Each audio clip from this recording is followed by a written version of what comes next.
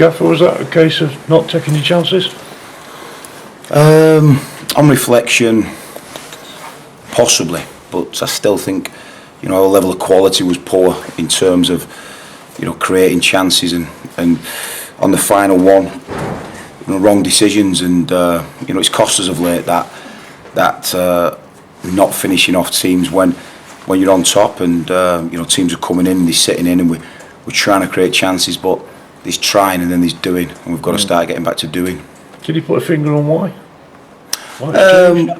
No, I just think people are snatching a little bit. There's the pressure's being created by the expectation, and people are just snatching at that thing that comes natural to them, that one moment that's really dead natural to you as a striker or a winger. Is just becoming a little bit tense. So I think everyone's feeling it. You feel the stadium feeling it, and it's certainly the players are feeling it. So we're creating enough chances. We've created enough today, and they've been in our box twice and scored. So the first goal that they've scored, we've not tracked the second run, and Jamie Curitan's spun these 4 players in our box of our players, and Jamie Curitan, we've not just dealt with it. So to concede 2 goals and not score a goal is a disappointing day's work. How do you fix it? Is it becoming more of a mental problem, this? It's we're in transition in terms of the players that we've brought in and just got out at the minute. I've got to put a synergy into this team. I've got 2 new players in it today. I've got Alan Hope to come back in. So, I've got to make sure that we try and get a squad of players again, just all at one, all believing, and we'll get that momentum again. Absolutely, crystal clear that we'll do that, and it'll come over the next couple of weeks. With the work we've got loaded, and we'll go from there. You mentioned Alan, how far is he off? He's just had he was playing today. He was excellent against Bolton in midweek, and then Thursday had a massive bout of food poisoning, real horrendous bout of food poisoning. So he was out for 48 hours. He'd only had nothing to eat and just on Diarrhea. So we've got advised not to even get him involved, keep him away from the football club. So we was robbed really of Alan today, because he was excellent against Bolton Tuesday. He put a really good shift in, and he's something different. He gives us pace, power, and he causes centre half real problems. So I'll be looking forward to getting Alan back involved with us, and he was gutted. I've spoken to him this morning. He was gutted that he couldn't take part in the game today. 2 new lads that came in, how do you think they did? Again, they've had 1 day training, and they've come in and they've done adequate. They've done adequate. They'll grow into the position. They'll grow into their surroundings. They'll understand players. They'll understand movement. They'll understand the patterns that we want to play in. And it might just take a little bit of time. But they've come in difficult circumstances. They've come into the side and we've been beat. But it's up to me now to keep the positivity going forward and make sure next week that we have a real positive week. The fact you've brought a big centre half in, does that suggest Pablo's out for a while? Pablo's possibly going to train, early part of the week. But I think I've probably not done it soon enough. If I'm looking back, I've only had really, Keil O'Brien's been out for probably 10 weeks now, and I've not really had enough competition in that places when I've looked back. So I've probably done it a little bit too late, bring the centre half in, and Cam and Noakes and Pabs, the 3 centre halves we've had. They've not really had any competition in behind that, so I think with El-Ab now we've got that real competition and real spirit within whichever back 2 or back 3 that I pick. Okay. Ossie and White. Us again, food poisoning, quite incredible. I think it could have potentially been in around what we did today, but again I just didn't want to have him round the squad today, so Ossie was out. And White, from the tackle that he received last week, we've sent him back to Bolton just to so they've got checked up on it, and we'll wait the report. But again, we're just feeling the pinch a little bit in terms of that position. But I thought Jonah come in well today after 2 or 3 weeks out. I thought he was outstanding today, Jonah. What's happened with Scott Loge? Has he gone back? Anything? Yeah, we've gone back. Yeah. Just not worked out. It's not worked out. Sometimes it doesn't. He had a slight niggle a couple of days after in his calf, and we just felt it was better for all parties. The 3 parties agreed that it was better for Scott to go and get on with his career at Rotherham, and we can get on with our business here. How much were mitigating circumstances for in the recent weeks? You've not been able to field a settled side. They've still good players though. They are Keith, good players. They're good players.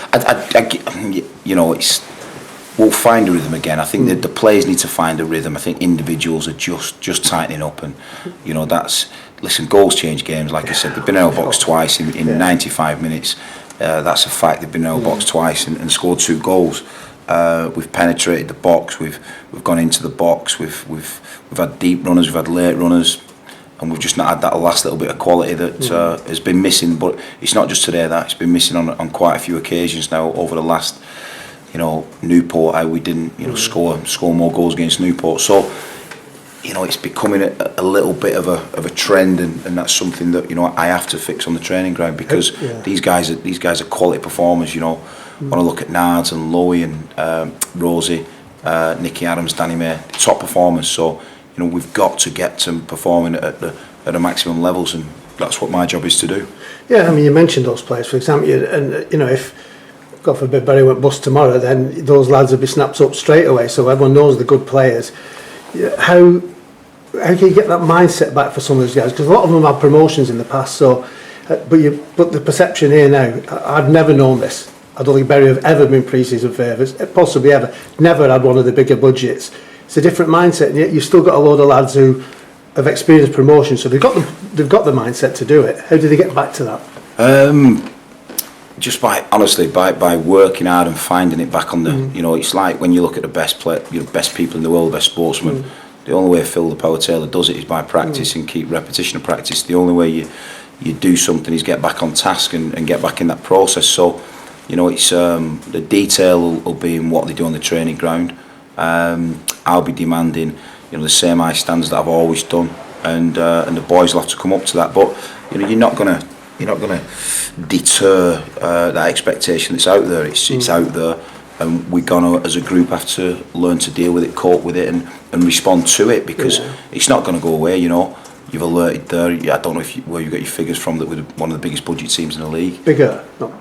Well, Are we not? I'm just, to be honest, I'm assuming it flickers, to be quite honest. I know. Listen, I don't do assumptions. We do stats and figures, so that assumption's wildly incorrect. Right, that's interesting.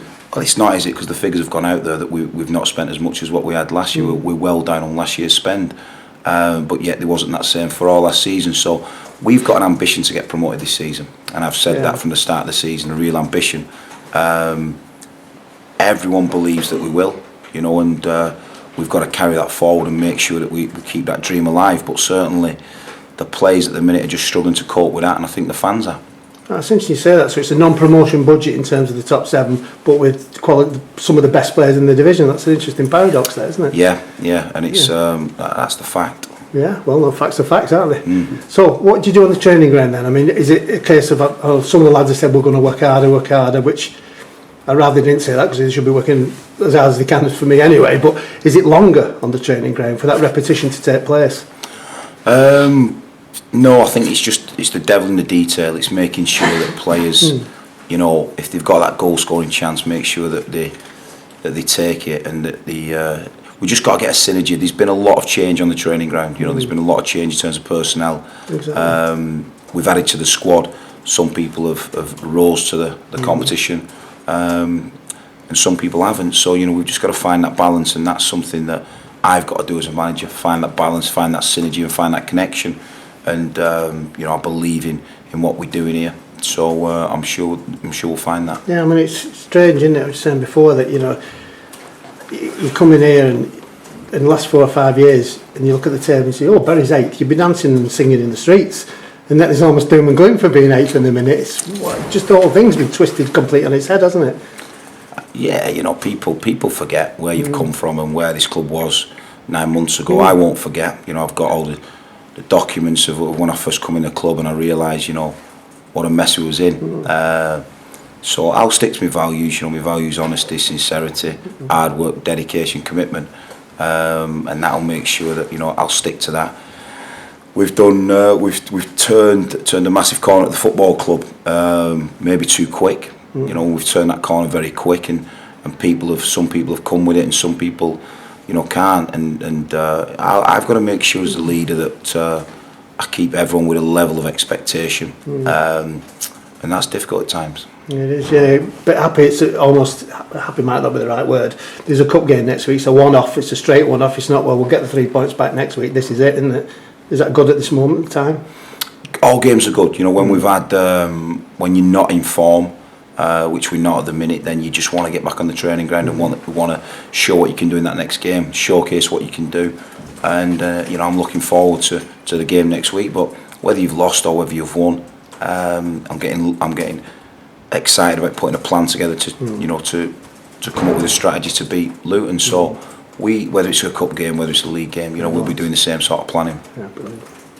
I was just thinking that you very rarely get fans these days that don't react very quickly to things going one way or the other. Like the moods change very quickly with wins and defeats. But I guess as a football manager sense, it's a case keeping a level head and a level mood all the way through it. I don't think there is a level head at the football club. I don't think there is now. I think it's just there's the high expectation. I think people have now looked at what we've done and know what we're not doing, and some of the level of comments that are coming towards the players and myself. Whether it's justified or not, it's something we're going to have to deal with.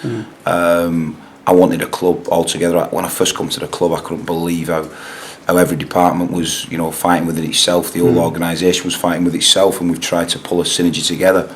And I feel that's just disjointed now, and I feel it's just becoming pulled apart. So it's my job to try and do that and make sure that I balance that out and connect again. But football is short-termism. I understand that. I understood when I got the job that it's short-termism.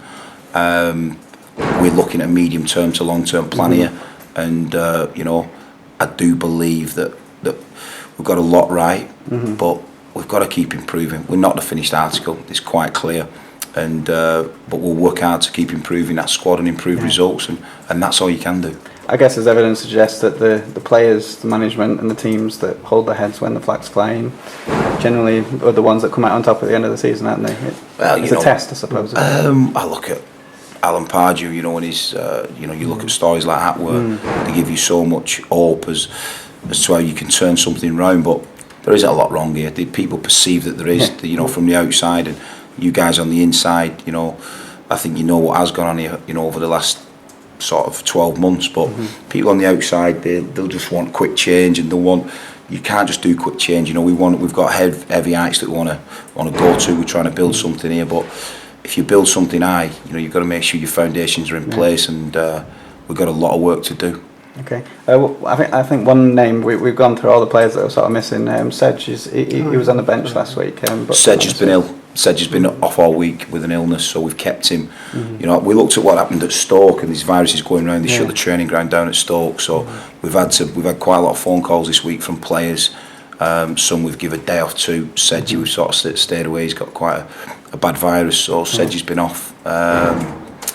So yeah, it's been a strange week, to be honest, with the outgoings and the incomings. But that's up to me now to make sure we get a full bill of health next week and start regrouping.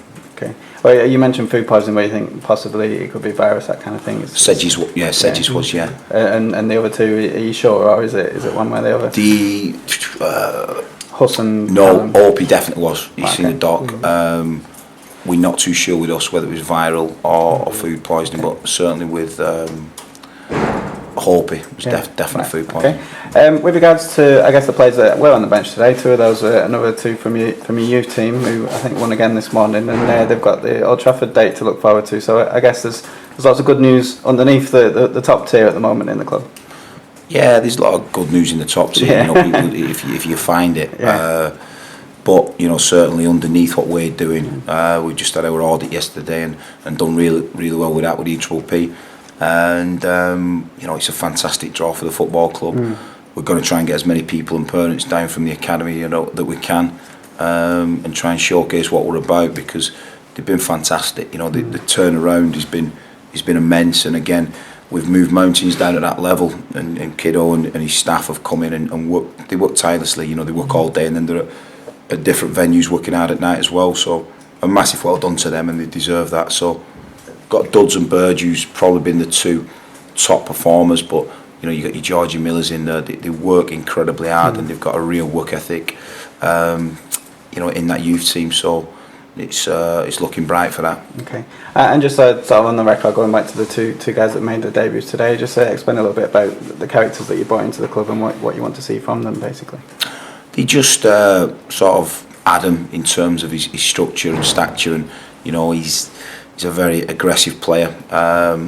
He's a leader. He's someone who embraces leadership and embraces, you know, being part of a back three or a back four and trying to hold people together.